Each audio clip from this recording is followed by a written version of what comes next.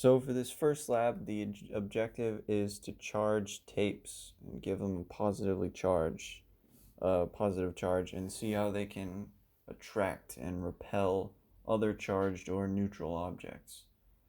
What we did is rip the tape off of another to give it a positive charge.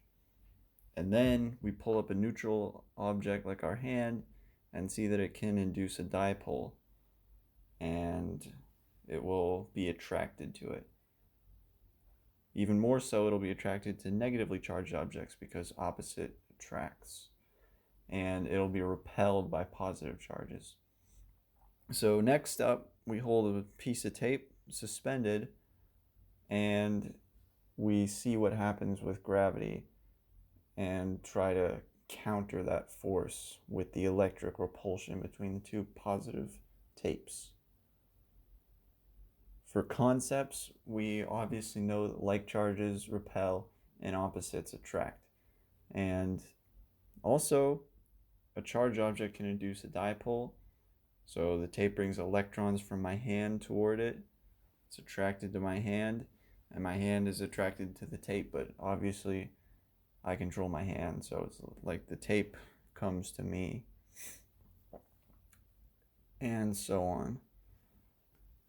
Also with the pen was negatively charged with our hair, and that caused it to be more so attracted to the tape while we held it in front. So then we got into the procedure and measured the tape. It was about 20 centimeters, which is 0.2 meters for our calculations. So the mass of the tape multiplying by the density gives us about 0.16 grams, or 0.00016 kilograms.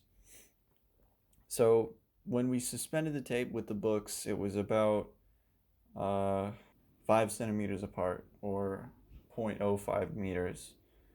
So the gravitational force on the tape, you take F equals ma, acceleration 9.8 meters per second squared, multiply by the mass, and you get 0.0016 newtons downward, like gravity does. And then the electric force is going to be the same because it was at rest. We can use our knowledge to figure that out. So then the goal is to model it on glow script. So we have two particles. The bottom one is, in contact with the table. So it's acted on by electricity from the top one. The top one experiences the same electric force and the force of gravity.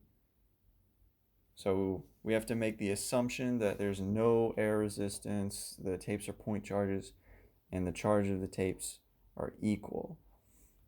So using this knowledge, we can infer that the charge is about 2.09 times 10 to the negative 8 coulombs, which is within a reasonable ballpark. Conceptual questions, let's say electrons had positive charges and protons had negative charges, then what would happen? Well, my thinking was, since the naming of charges is arbitrary, we would see the same thing. Like electrons would attract protons, protons would attract electrons, and the same charges would still repel each other.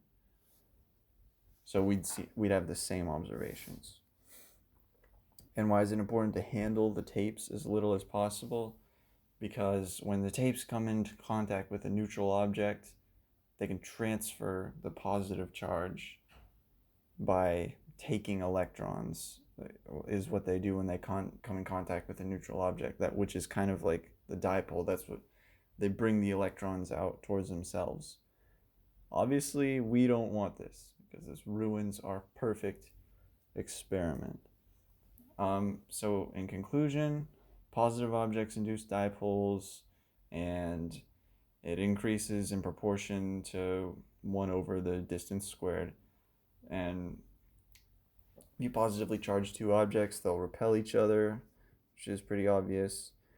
And if they have a repulsive electric field, you can actually counter gravity and keep objects, quote, floating using electricity, which is, okay, the end.